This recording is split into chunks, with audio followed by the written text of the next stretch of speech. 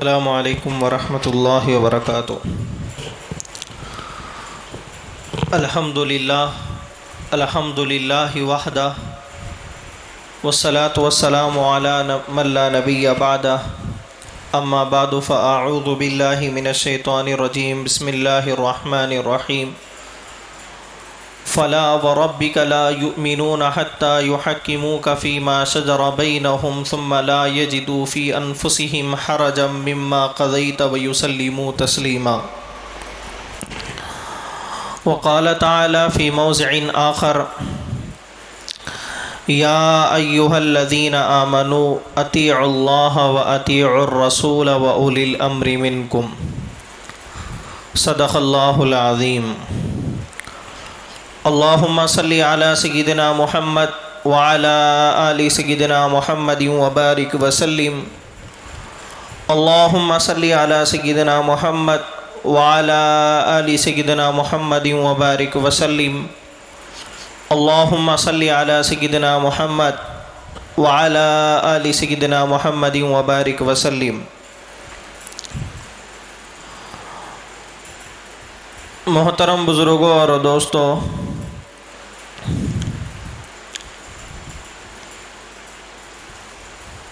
اللہ تبارک و تعالی نے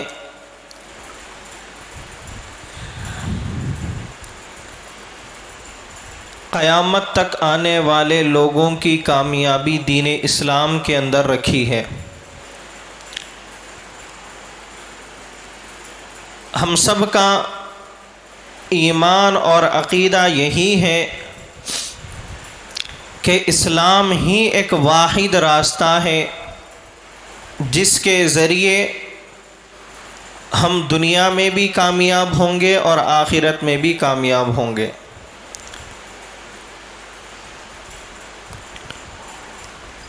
اسی بات کو اللہ تبارک و تعالی نے قرآن کریم میں بھی واضح طور پر ارشاد فرما دیا: ان الدین عند اللہ الاسلام، کہ اللہ کے نزدیک دین کی اگر بات ہے تو وہ صرف اور صرف اسلام ہی ہے۔ جناب محمد رسول اللہ صلی اللہ علیہ وسلم جو تعلیم لے کر اس دنیا کے اندر آئے اور اللہ کے نبی صلی اللہ علیہ وسلم نے ہمیں جو ارشادات بیان فرمائے ہیں وہ پورے کے پورے ارشادات انسان کو دنیا میں بھی کامیابی کی طرف لے جائیں گے اور آخرت کی کامیابی کی طرف بھی لے کر جائیں گے۔ ایسا نہیں ہے کہ دنیا میں تو کامیابی مل گئی، مرنے کے بعد کا کوئی بھروسہ نہیں ہے، ایسا نہیں ہے۔ یا پھر جو ہے آخرت کی کامیابی تو ضرور ملے گی، دنیاوی زندگی کا کوئی بھروسہ نہیں ہے، ایسا بھی نہیں ہے، بلکہ دونوں جہاں میں اسلام مسلمانوں کو کامیابی کی طرف لے کر جائے گا۔ یہ اس وقت ہوگا جب کہ ہم مسلمان اسلام کے اوپر عمل کرنے والے بنے۔ ہم مانتے ہیں کہ دین اسلام ہمارا مذہب ہے، ہمارا دین ہے، ہمارا کلچر ہے، لیکن ہماری عملی زندگی عام طور پہ اسلامی طریقوں سے بالکل مخالف راستے پر جا رہی ہے۔ ہم یہ کہہ تو رہے ہیں کہ دنیا کی کامیابی صرف اور صرف اسلام کے اندر منحصر ہے، لیکن ہمارا عمل، ہماری زندگی اسلام کے طریقے سے ہٹ کر گزر رہی ہے، تو پھر کامیابی کیسے مل سکتی ہے؟ اگر آج کے زمانے کے اگر ہم حالات دیکھیں گے، مسلمان حالات کے بگاڑ کے ساتھ دن بدن ہر دن پستی کی طرف جا رہا ہے، امت کا زوال ہو رہا ہے، ہر دن جو ہے مسلمان نیچے گرتے ہوئے جا رہے ہیں۔ اس کی وجہ یہ نہیں کہ مسلمان اسلام پر عمل کر رہے ہیں اس لیے مسلمان پیچھے جا رہے ہیں، بلکہ اس کی اصل وجہ یہ ہے کہ ہم اسلام پر عمل نہیں کر رہے ہیں۔ صحابہ کرام کو دیکھیے، 23 سال اللہ کے نبی صلی اللہ علیہ وسلم نے صحابہ کی تربیت فرمائی، صحابہ کو بتایا کہ ایک اسلامی زندگی، اسلامی معاشرہ، اسلامی سوسائٹی کیسی ہونی چاہیے۔ اللہ کے نبی صلی اللہ علیہ وسلم کے بعد صحابہ کرام کو دیکھیے، پوری دنیا پر حکمرانی صحابہ کرام کی تھی،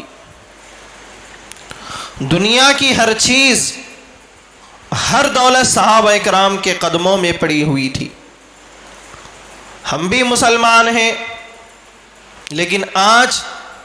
دنیا کی ہر طاقت، ہر دولت ہم سے چھنتی جا رہی ہے، ہم سے دور ہو رہی ہے۔ اس کی وجہ یہ ہے کہ صحابہ اکرام حقیقی مسلمان تھے، جو ان کی زبانوں پہ تھا، عمل بھی ان کا وہی تھا۔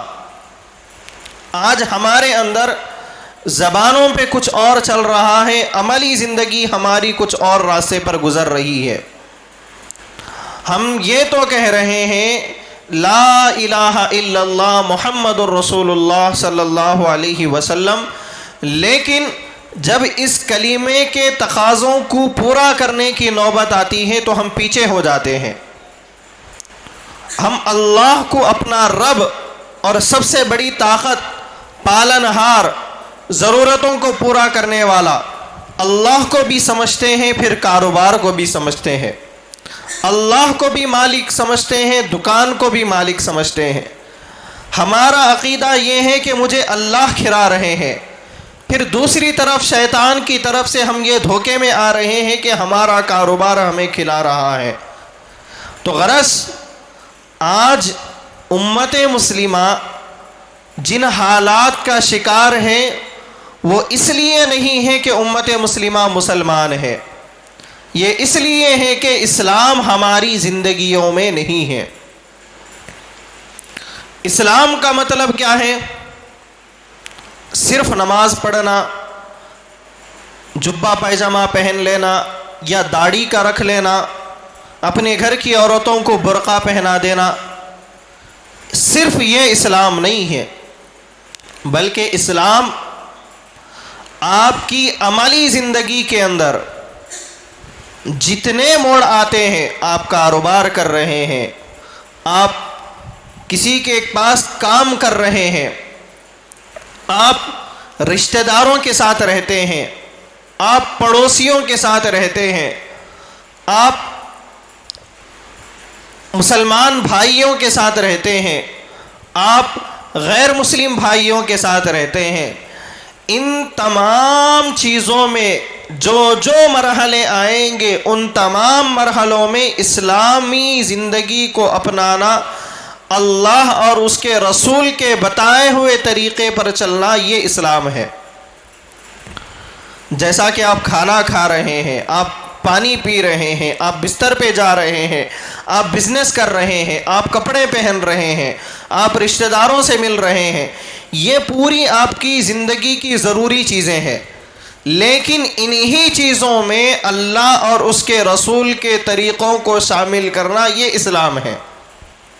اور ان چیزوں میں اگر ہم اللہ اور اس کے رسول کے طریقوں کو شامل نہیں کریں گے، بظاہر ہم اپنے آپ کو مسلمان کہیں گے، لیکن اللہ اور اس کے رسول کا قانون ہمیں مسلمان نہیں کہے گا۔ کہ ہم کاروبار کر رہے ہیں، مسلمان ہیں ہم، لیکن ہمارا کاروبار نبی کے بتائے ہوئے طریقے کے مطابق نہیں ہے۔ ہم رشتہ داروں کے ساتھ رہ رہے ہیں، لیکن ہمارا رشتہ داروں کے ساتھ سلوک نبی کے بتائے ہوئے طریقوں پر نہیں ہے، تو یہ اس بات کی گواہی ہے کہ آپ زبان سے کچھ کہہ رہے ہیں، آپ کا عمل کچھ کہہ رہا ہے۔ ایک مرتبہ کا واقعہ ہے کہ جناب محمد رسول اللہ صلی اللہ علیہ وسلم کے دربار میں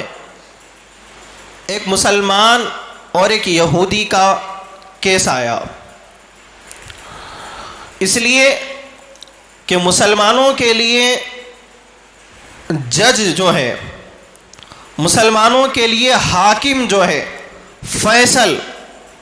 وہ اللہ کے نبی صلی اللہ علیہ وسلم کی ذات ہے۔ جب ایک تلوار کے معاملے میں دونوں کا آپس میں مقدمہ آیا تو اللہ کے نبی صلی اللہ علیہ وسلم نے دونوں سے گواہوں کو سن کر پورے معاملے کی جانچ کرنے کے بعد اللہ کے نبی صلی اللہ علیہ وسلم نے یہودی کے ہاتھ میں فیصلہ دے دیا۔ اب جو مسلمان تھا فوراً جو ہے کھڑا ہو گیا، باہر نکل گیا اور اس یہودی سے یہ کہنے لگا کہ میں اس معاملے میں اللہ کے رسول صلی اللہ علیہ وسلم کے علاوہ بھی حضرت عمر کے فیصلے کو مان لے تم، لہٰذا عمر کے پاس جا کے فیصلہ کر لیں گے۔ ایک اور مرتبہ حضرت عمر رضی اللہ عنہ کے پاس گئے، مقدمہ سنایا گیا تو اس یہودی نے یہ کہا کہ عمر، تمہارے سے پہلے ہم نے جناب محمد رسول اللہ صلی اللہ علیہ وسلم کے پاس یہ معاملہ لے کر گئے ہیں اور اللہ کے نبی صلی اللہ علیہ وسلم کی طرف سے فیصلہ ہو گیا تھا۔ تو حضرت عمر نے پوچھا کہ پھر میرے پاس آنے کی وجہ کیا ہے؟ تو اس یہودی نے یہ کہا کہ آپ کا جو مسلمان بھائی ہے اس کا یہ کہنا ہے کہ مجھے محمد رسول اللہ صلی اللہ علیہ وسلم کی اس بات پہ اتفاق نہیں ہے، لہٰذا میں اس بات میں اللہ کے رسول کی بات کو چھوڑ دیتا ہوں اور عمر فاروق کی بات کو مان لیتا ہوں، ان کا یہ دعویٰ ہے، اس لیے ہم آپ کے پاس آئے ہیں۔ تو حضرت عمر رضی اللہ عنہ اندر گئے، تلوار لے کر آئے اور وہ مسلمان کی گردن اڑا دیے۔ اللہ کے رسول صلی اللہ علیہ وسلم کے پاس جب یہ واقعہ گیا تو اللہ کے رسول صلی اللہ علیہ وسلم عمر سے ناراض ہوئے کہ عمر، حقیقت میں وہ مسلمان کے دل میں نفاق ہے، اس لیے وہ محمد رسول اللہ صلی اللہ علیہ وسلم کے فیصلے کو ماننے تیار نہیں ہے، لیکن تم اس کی گردن نہیں اڑانا تھا۔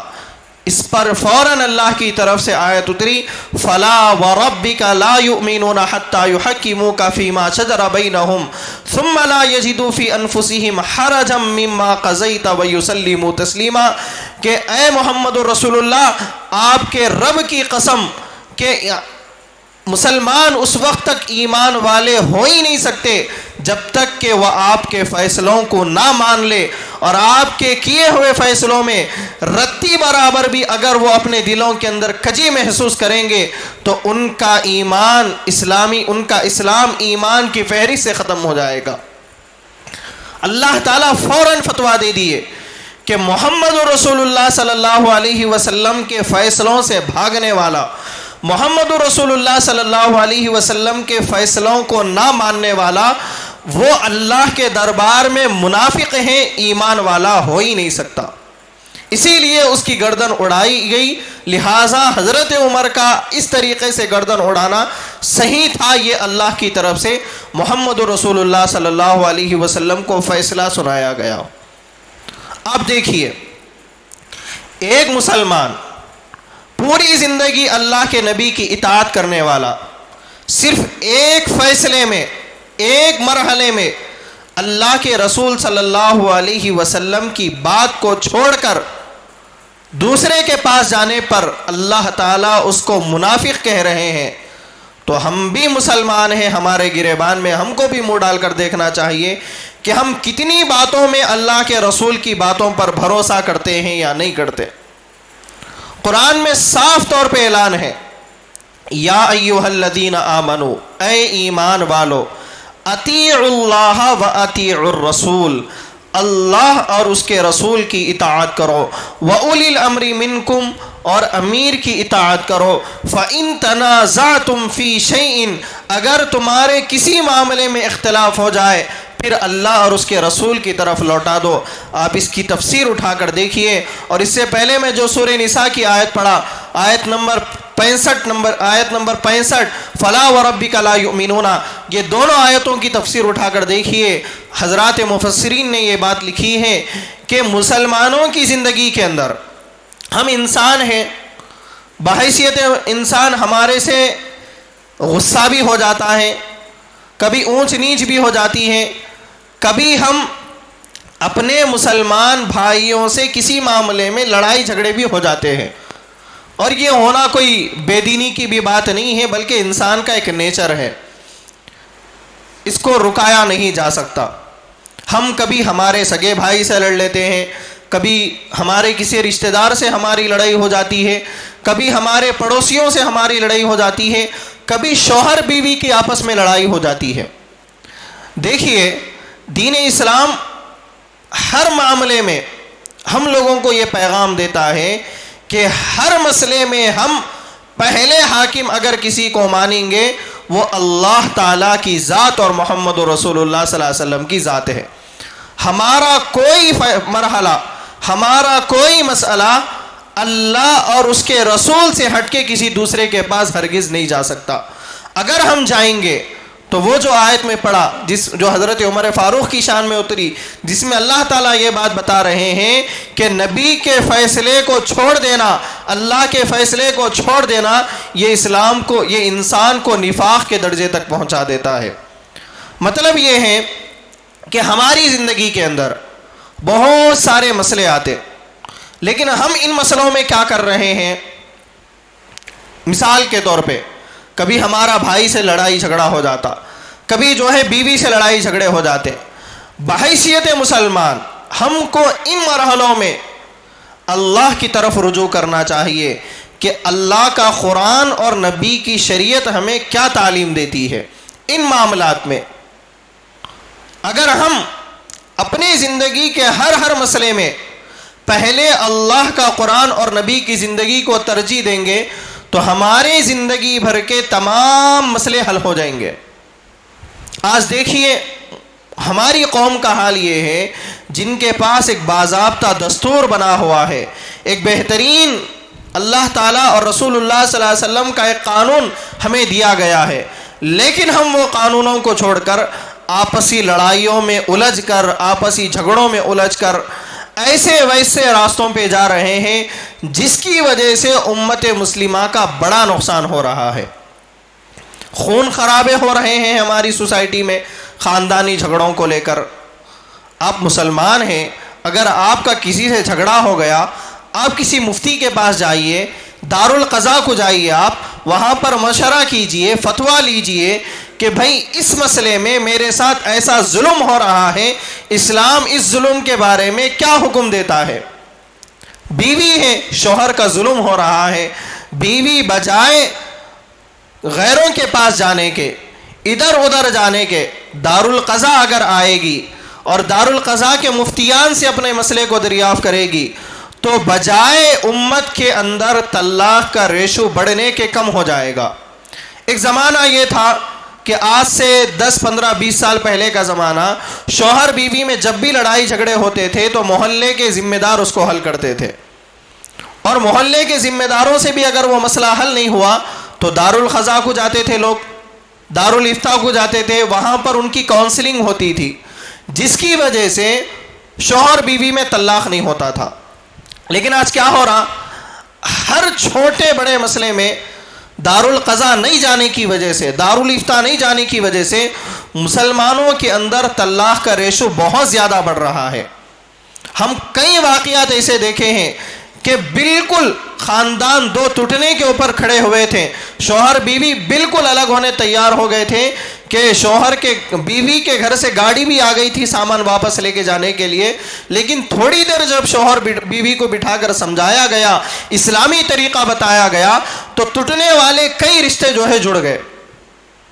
آج ہمارے اندر کیا کمزوری ہے کہ ہم ان مسئلوں میں کہ نماز کیسا پڑھنا ہم اللہ رسول کے طریقے کو دیکھتے، روزہ کیسا رکھنا اللہ اور اس کے رسول کے طریقے کو دیکھتے، حج کیسا کرنا اللہ اور اس کے رسول کے طریقے کو دیکھتے، کاروبار کون سا حلال ہے کون سا حرام ہے کچھ لوگ اس میں بھی جو ہے دیکھتے. لیکن جب ایسے مرحلے ہماری زندگی میں آتے کہ جھگڑے کے جب مرحلے آتے، کوئی پریشانی ہمارے اوپر آ جاتی، خاندانی جائیدادوں کا مسئلہ جب آ جاتا، دیکھیے بہت سارے مسلمانوں کے اندر جو قتل و غارت گری کے معاملات ہیں اس میں ایک بڑی وجہ جائیدادوں کے جھگڑے بھی ہے کہ خاندانی لڑائیاں اتنی زمینات کو لے کے آگے بڑھ گئی کہ کورٹ میں کیس بھی چلتے رہتا، آپس میں یہ لوگوں کی ایک دوسرے سے مڑبھیڑ ہوتے رہتی. ایک مرحلہ یہ آتا کہ کورٹ کے فیصلے سے پہلے یہ لوگ اپنا فیصلہ کر لیتے. یہ کیوں ہوتا؟ یہ اس لیے ہوتا کہ ہم دارالقضاء کی طرف اپنے آپ کو نہیں موڑے، اور دارالقضاء دارالافتاء کی طرف اپنے آپ کو موڑ لینا یہ مسلمانوں کو حکم دیا گیا اس آیت کے اندر، اطیعوا اللہ و اطیعوا الرسول و اولی الامر منکم، کہ اللہ اور اس کے رسول کی اطاعت کے بعد امیر کی اطاعت کرو. امیر کا مطلب کیا ہے؟ ہمارے ملک بھارت کے اندر آزادی سے پہلے ہمارے بڑوں نے یہ فیصلہ کیا تھا کہ اس ملک کے اندر سیکولر قانون ہے، مسلمانوں کے پرسنل بعض معاملات ہیں جو اس قانون کے تحت نہیں آ سکتے، جیسا کہ نکاح کے معاملات ہیں، طلاق کے معاملات ہیں، میراث کے مسائل ہیں. تو اس کے لیے 1919 کے اندر 1919 کے اندر جون کے مہینے میں 500 بڑے علماء نے بیٹھ کر لمبے مشوروں کے بعد یہ فیصلہ کیا تھا کہ ملک بھارت کے ہر صوبے میں ہر ڈسٹرکٹ میں ایک مسلمانوں کا امیر ہوگا جس کو امیر شریعت بنایا جائے گا، اور وہ امیر شریعت کا کام یہ رہے گا کہ ہر علاقے کے دارالقضاء دارالافتاء کی ذمہ داری ان کے ذمہ رہے گی کہ جہاں جہاں مسلمانوں کے ایسے مسئلے آئیں گے کہ جہاں پر کسی کے نکاح کا مسئلہ ہے، کسی کے طلاق کا مسئلہ ہے، یا پھر کسی شوہر بیوی کے آپسی جھگڑوں کا مسئلہ ہے، یا خاندانی جائیدادوں کا مسئلہ ہے، خاندانی جھگڑوں کا مسئلہ ہے، یہ تمام مسئلوں میں مسلمان ان سے رجوع ہو. تو 100 سال پہلے سے یہ کام ہمارے پاس چل رہا ہے، اور الحمدللہ اب بھی یہ سسٹم باقی ہے. اگر ہم یہ سسٹم کو چھوڑ کر کسی اور سسٹم کی طرف جائیں گے، پہلے ہمارے لیے قرآن ہے، پہلے ہمارے لیے اللہ کے نبی صلی اللہ علیہ وسلم کی ذات ہے. اگر ہم اللہ اور اس کے نبی کے طریقے کو چھوڑ کر کسی اور کا طریقہ اپنائیں گے تو یہ ہمارے کم ایمانی اور بے ایمانی کی بات ہے. اسی لیے اللہ تعالیٰ نے فرمایا اطیعوا اللہ و اطیعوا الرسول و اولی الامر منکم، اللہ اور اس کے رسول کی اطاعت کرو، امیر کی اطاعت کرو. امیر کا مطلب یہ ہے کہ جب کسی مسئلے میں تمہارا آپس میں اختلاف ہو جائے تو آپ کے جو امیر شریعت ہوتے ہیں، آپ کے جو ذمہ دار مفتی ہوتے ہیں، آپ ان کے پاس جا کے اپنے مسئلے کو رکھیے، ان کی طرف سے جو مشورہ فتوے کی شکل میں آپ کو دیا جاتا آپ اس پر عمل کریے. یہ آپ کے لیے بہترین ایمان کی علامت ہے، آپ کے مکمل ایمان ہونے کی علامت ہے. اس لیے کہ اللہ تعالیٰ قرآن میں فرماتے ہیں فَلَا وَرَبِّكَ لَا يُؤْمِنُونَ حَتَّى يُحَكِّمُوكَ فِي مَا شَجَرَ بَيْنَهُمْ، کہ جب تک کوئی مسلمان اپنے ہر مسئلے میں اللہ کے رسول کے فیصلے کو نہیں مان لیتا وہ ہرگز ایمان والا نہیں ہو سکتا. لیکن ہماری زندگیاں کیسی ہیں؟ ہم جو ہیں یہ سب طریقوں کو چھوڑ کر جو ہیں ادھر ادھر جا رہے ہیں، جس کی وجہ سے عدالتوں کا حال دیکھیے. کتنے مسلمان تجربے سے یہ باتیں سامنے آئی کہ ایک صاحب اپنی بیٹی کا طلاق کرانے کے لیے اتنے سال کورٹ کی چکر کاٹتے گئے کہ حد یہ ہو گئی کہ انہوں اپنا گھر بھی بیچ دیا وہ کیس میں، لیکن بیٹی کا طلاق نہیں ہو سکا. بجائے اس کے اگر مسلمان دارالقضاء کی اہمیت کو سمجھ کر، دارالافتاء کی اہمیت کو سمجھ کر وہاں پر اپنے مشورے لے کر جاتے تو دارالقضاء کا ایک بہترین سسٹم ہے ہمارے پاس کہ مسلمانوں کے کوئی مسئلے ایسے رہتے جو چھوٹے موٹے رہتے، سمجھانے پہ بات حل ہو جاتی، تو یہاں پر دارالقضاء کے ذمہ دار ان مسئلوں کو حل کر لیتے. لیکن بعض ایسے معاملات رہتے جہاں پر جو ہے حکومت کا داخل ہونا ضروری رہتا، وہاں پر جو ہے ان مسئلوں کو جو ہے عدالتوں کے پیچھے ڈال دیتے کہ بھائی آپ جو ہے کورٹ کو جا کے اپنے مسئلے کا حل کرا لو۔ یہ سسٹم ہمارے پاس ہے، لیکن یہ یوز نہیں ہو رہا۔ یوز نہیں ہونے کی وجہ سے ایک تو امت کے اندر نقصانات بڑھ رہے ہیں، طلاق کا ریشو بہت زیادہ بڑھ رہا ہے۔ آپ دیکھیے 10-15 سال پہلے کتنے طلاق ہوتے تھے، آج دیکھیے ہر مہینہ ہر سال مسلمان بچیاں جتنی شادیاں ہو رہی ہیں اتنے طلاق بھی مسلمانوں کے گھرانوں کے اندر ہو رہے ہیں۔ اس کی وجہ یہ ہے کہ چھوٹے چھوٹے مسئلے ہیں، کوئی بڑا مسئلہ نہیں ہے، بیوی کو بٹھا کر سمجھانے سے، شوہر کو بٹھا کے سمجھانے سے مسئلہ حل ہو سکتا، لیکن ہم مسئلے کے حل کے بجائے جو ہے فیصلے پر بات جا رہی ہے، جس کی وجہ سے دونوں کی زندگیاں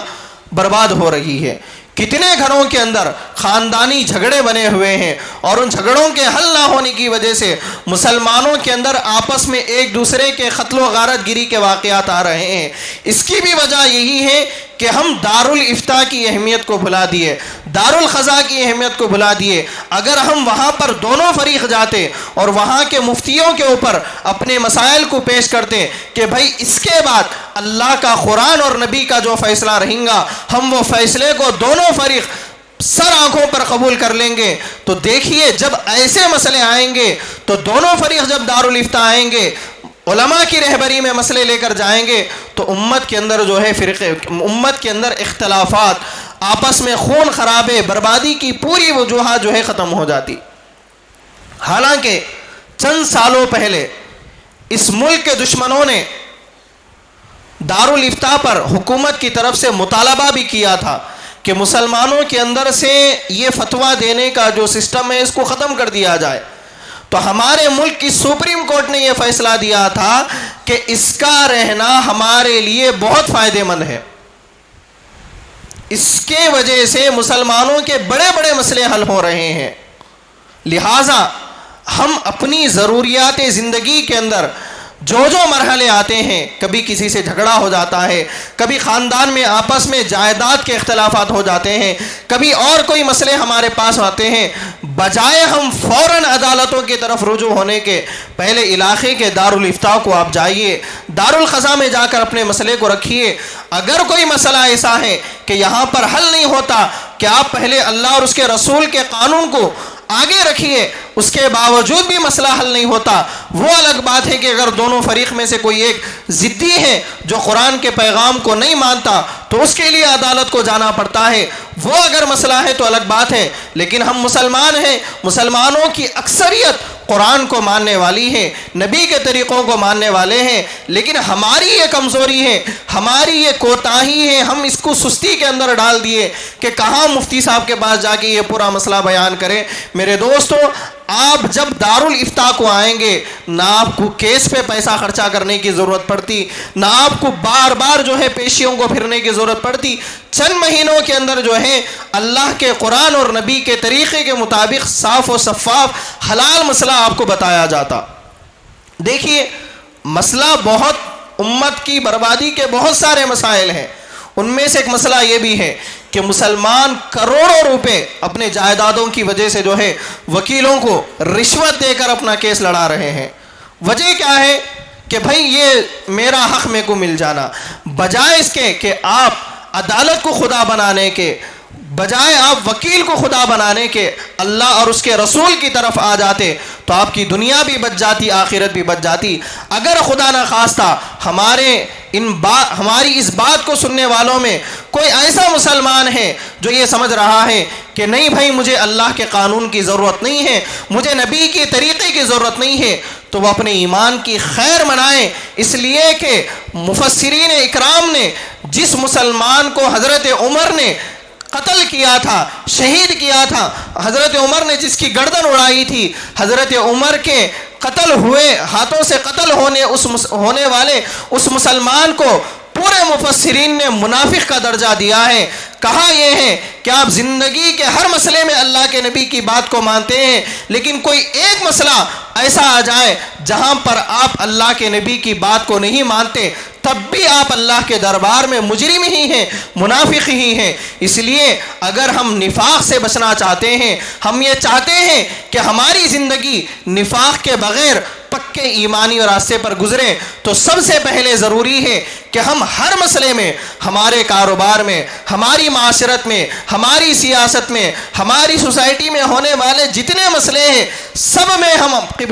ہم سب سے پہلے کسی کے قانون کو مانیں گے، وہ اللہ کا قانون اور نبی کا قانون ہے۔ اس کے بعد ہم دوسرے قوانین کو ترجیح دیں گے۔ اگر خدا نخواستہ ہمارا قرآن ایک کہہ رہا ہے، ہم چل کچھ رہے ہیں کہ بہت سارے مسئلے ایسے ہیں ہمارے سوسائٹی کے اندر دیکھنے میں آتے ہیں کہ طلاق کی کوئی ضرورت نہیں رہتی، چھوٹے موٹے مسائل رہتے ہیں، لیکن ضد کی وجہ سے اپنی انا کے خاطر شوہر بیوی جو ہے ایک دوسرے سے جدا ہو جاتے، ایک خاندان ٹوٹ جاتا۔ حالانکہ مسئلہ حل ہو سکتا تھا آسانیوں سے، لیکن مسلمان اس کو مشکل بنا رہے ہیں۔ لہٰذا آپ حضرات سے گزارش یہ کی جاتی ہے کہ اپنے مسائل کو آپ اپنے علاقے کے مفتیوں کے پاس لے کر جائیے، اپنے علاقے کے دارالقضاء کو لے کر جائیے، اس لیے کہ آپ اپنے مسائل کو سب سے پہلے، اگر آپ مسلمان ہیں تو سب سے پہلے اپنے مسائل کو آپ اللہ کے قرآن اور نبی کے طریقے کے حوالے کرنا، یہ آپ کا ایمان کہتا ہے اور آپ کے ایمان کی یہ گواہی ہے۔ اور اسی طریقے سے ایک آخری بات یہ ہے کہ دارالقضاء کا چلانا، دارالافتاء کا چلانا مسلمانوں کے لیے فرض کفایہ ہے۔ فرض کفایہ کا مطلب کیا ہے؟ جیسا کہ جنازے کی نماز ہے، جنازے کی نماز اگر ہمارے علاقے کے کسی ایمان والے بھائی کا انتقال ہو گیا تو پورے علاقے کے لوگوں پہ جنازے کی نماز پڑھنا فرض کفایہ ہو جاتا۔ مطلب یہ ہے کہ پورے علاقے میں سے چند لوگ کم از کم اس کی جنازے کی نماز پڑھنا۔ اگر پورا محلہ جنازے کی نماز نہیں پڑھا تو پورے محلے کو اس کا گناہ ہوتا، لیکن اگر چند لوگ پڑھ لیے تو نماز پڑھنے کا ثواب جو لوگ پڑھے ان کو ملتا، لیکن باقی لوگوں کو نہ گناہ ہوتا نہ ثواب ملتا۔ ویسے ہی دارالقضاء کا چلانا بھی ہمارے لیے فرض کفایہ ہے۔ اگر ہمارے منڈل میں، ہماری ڈسٹرکٹ کے اندر دارالقضاء نہیں ہے، الحمدللہ ہے ہمارے پاس، یہاں پر روڑا مصری نگر کے اندر اقصی مسجد کے لین میں دارالقضاء ہے، شہر کے اندر ہے، آپ اپنے مسئلوں کو وہاں پر لے کر جائیے۔ وہاں پر مفتیوں کی ایک ٹیم رہتی، ہر مسئلہ آپ کے گھر کا، خاندانی جھگڑے ہیں، جائیداد کے مسائل ہیں، وہاں پر جانے سے آپ کو قرآن اور حدیث کے مطابق مسئلہ ملتا، جو دونوں مسلمان فریق جو ہے بغیر کسی لڑائی جھگڑے کے مان لیتے۔ بجائے آپ اس کے بجائے عدالتوں کے چکر کاٹیں گے تو خاندانی جھگڑے اور بڑھتے، آپس میں نفرت اور بڑھتی، حد یہ ہو جاتی کہ خون خرابے ہو جاتے۔ آج وہی چل رہا ہے ہماری سوسائٹی کے اندر۔ اللہ تعالیٰ سے دعا ہے کہ اللہ تعالیٰ ہم سب کو ان باتوں کو صحیح معنی میں سمجھ کر عمل کرنے کی توفیق نصیب فرمائے۔ جو حضرات سنت ادا نہیں کرے، سنت